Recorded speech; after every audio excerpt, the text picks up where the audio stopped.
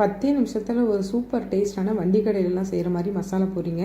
கண்டிப்பாக ட்ரை பண்ணுங்கள், சூப்பர் டேஸ்ட்டாக வரும். Hello friends, welcome to cooking dream channel. வாங்க எப்படி செய்யணும் பார்த்துருவோமா? ஃபஸ்ட்டு குக்கரில் ஒரு 3 உருளைக்கிழங்க முங்குற அளவுக்கு தண்ணி சேர்த்துட்டு 4 விசிலுக்கு ஹை ஃப்ளேமில் வச்சு எடுத்துக்கோங்க. நல்லா இது நல்லா மசிஞ்சு வெந்திருக்கணும். அதனால் 4 விசிலுக்கு கரெக்டாக இருக்கும். குக்கரை மூடி 4 விசிலுக்கு வச்சுக்கலாம். இப்போ சைட்லேயே ஒரு பாத்திரத்தில் கொஞ்சமாக தண்ணி ஊற்றி நல்லா கொதிச்சதுக்கு அப்புறமேட்டு நம்ம பச்சை பட்டாணியை வேக வச்சு வச்சுக்கலாங்க. இது வேகிறதுக்கு கரெக்டான டைம் பார்த்திங்கன்னா நல்லா ஹை ஃப்ளேமில் வச்சு 5 நிமிஷத்துக்கு வேக வச்சிங்க அப்படின்னா கரெக்டாக வெந்திருக்கும். இப்போ விசிலில் அடங்கினதுக்கு அப்புறமேட்டு ஓப்பன் பண்ணிங்க அப்படின்னா உருளைக்கிழங்கு நல்லா வெந்திருக்கும். பாருங்கள், நல்லா மாவாட்டம் வந்திருக்கும். இப்போ தோல்லாம் உரிச்சிட்டு இதை நல்லா மேஷ் பண்ணிக்கிறலாம். இந்த மாதிரி நல்லா மேஷ் பண்ணிக்கோங்க. உருளைக்கிழங்கு இருக்கிறதே தெரியக்கூடாது, அந்தளவுக்கு நல்லா ஃபுல்லாக மேஷ் பண்ணிடுங்க. நல்லா மாவாட்டம்.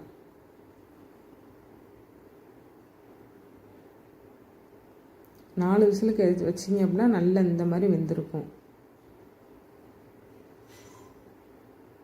இப்போ இது ஒரு சைடில் இருக்கையில் பச்சை பட்டாணி நல்லா தண்ணிலாம் ஃபில்டர் பண்ணிவிட்டு எடுத்திங்க அப்படின்னா இந்த மாதிரி நல்லா வெந்திருக்கணும்.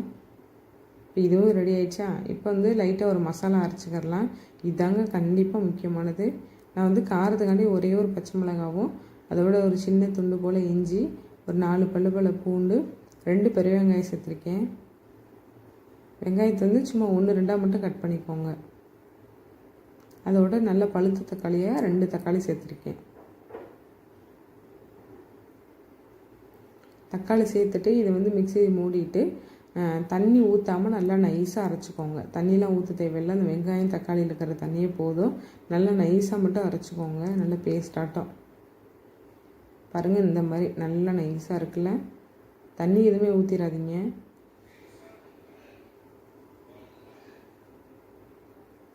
சூப்பராக அரைச்சாச்சுல. அவ்வளோதான், வாங்க செய்வோம். ஃபஸ்ட்டு பாத்திரம் வச்சுட்டு கொஞ்சமாக எண்ணெய் சேர்த்துக்கோங்க. நான் ஃப்ளேவருக்காண்டி கொஞ்சமாக மட்டும் கருவேப்பிலை சேர்த்துருக்கேன். வேணும்னா சேர்த்துக்கோங்க, வேணாட்டா ஸ்கிப் பண்ணிடுங்க. நான் ஜஸ்ட் இந்த கருவேப்பிலையோட ஃப்ளேவர் வரணும் அப்படிங்கிறக்காண்டி சேர்த்துருக்கேன். சேர்த்துட்டு நம்ம அரைச்சி வச்சுருக்கிறோம்ல மசாலா, வெங்காயம் தக்காளி இஞ்சி பூண்டு பச்சை மிளகா, அதை சேர்த்துக்கோங்க. சேர்த்துட்டு இதோட பச்சை வாசனைலாம் போகத்தட்டிக்கு நல்லா வதக்கி விட்டுக்கிறலாங்க. இதோட பச்சை வாசனைலாம் போயிட்டு நல்லா திக்காகும் இந்த மசாலா. அதுக்கப்புறமேட்டு அடுத்தடுத்து சேர்த்துக்கலாம். பாருங்கள், நல்லா திக்காகிடுச்சு. அதோட பச்சை வாசனைலாம் நல்லா போயிடுச்சு.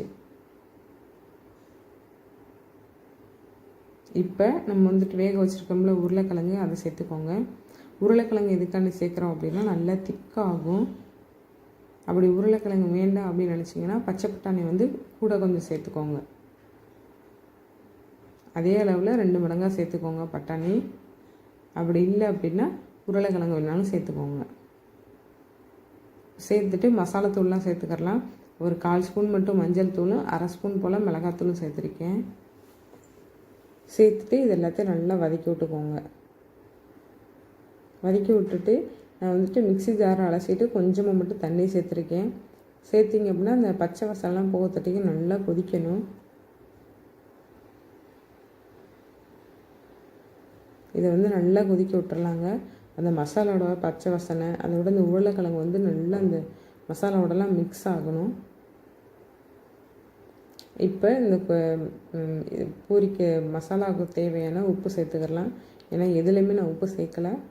இந்த டைமில் ஒரு 1/2 ஸ்பூன் போல் உப்பு சேர்த்துட்டு லைட்டாக கொதி வர டைமில் நம்ம பச்சை பட்டாணியை சேர்த்துக்கலாம். சேர்த்து இது எல்லாத்தையும் நல்லா கலந்து விட்ருங்க.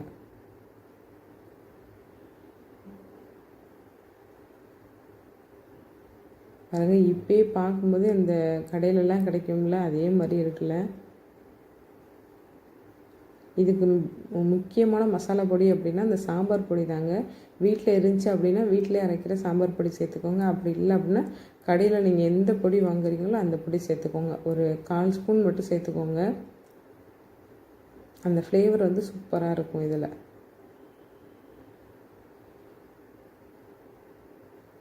இந்த டைமில் தான் சேர்க்கணுன்னு இல்லை. நீங்கள் இந்த மசாலா பொடிலாம் போட்டோம்னா அந்த டைமில் சேர்த்துக்கோங்க. சேர்த்துட்டு அதோடய பச்சை வாசனை போய் நல்லா அந்த பட்டாணிலாம் நல்லா திக்கானதுக்கப்புறமேட்டு எடுத்து பார்த்திங்க அப்படின்னா இந்த அளவுக்கு இருக்கும். ஃபைனலாக கொத்தமல்லி தூவி இறக்கிட்டோம் அப்படின்னா ஒரு சூப்பரான வண்டி கடையில் ரோட்டு கடையிலலாம் கிடைக்கிற மாதிரி மசாலா பூரி வீட்டிலே ரெடி ஆயிடுச்சு. அவ்வளோதாங்க. நம்ம இனிமேல் பூரியை போட்டு பொரிச்சிட வேண்டியதான்.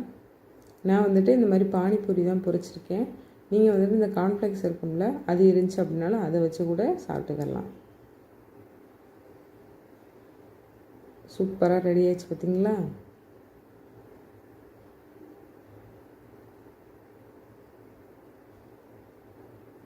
அவ்வளோதாங்க. வீட்டிலே ஒரு சூப்பரான மசாலா பொரி ரெடி ஆயிடுச்சு. 10 நிமிஷம் தாங்க. இந்த சைடு உருளைக்கிழங்கு வேக வைங்க, அந்த சைடு பட்டாணி வேக வைங்க. அதோட மசாலா வரைச்சி நல்லா கொதிக்க விட்டு இறக்கிட்டிங்க அப்படின்னா சூப்பரான வண்டிக்கடையெல்லாம் கிடைக்கிற மாதிரி மசாலா பொரி வீட்டிலே செஞ்சிடலாம். நம்ம வீட்டிலே செய்யும்போது ஹெல்த்தியாகவும் இருக்கும்.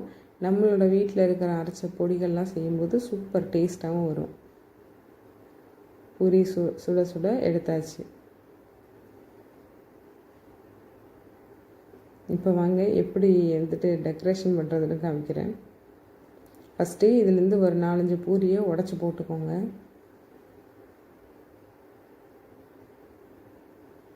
ஏன்னா கடையிலலாம் இதே மாதிரி தான் உடச்சி போட்டு கொடுப்பாங்க.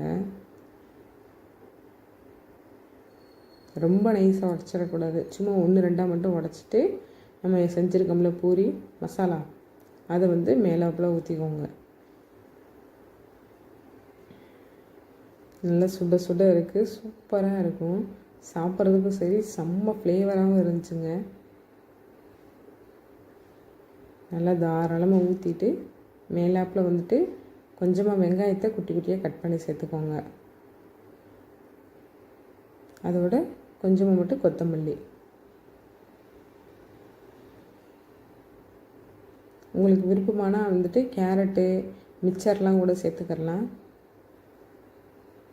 அவ்வளோதாங்க. ஒரு சூப்பரான மசாலா பூரி வீட்டிலே ரெடி ஆயிடுச்சு. வீடியோ பிடிச்சிருந்தால் மறக்காமல் லைக் பண்ணி ஷேர் பண்ணிவிட்டு சேனலை சப்போர்ட் பண்ணி சப்ஸ்கிரைப் பண்ணி வச்சுக்கோங்க. இதே மாதிரி இன்னொரு வீடியோஸில் பார்க்கலாம். தேங்க்ஸ் ஃபார் வாட்சிங். பாய்.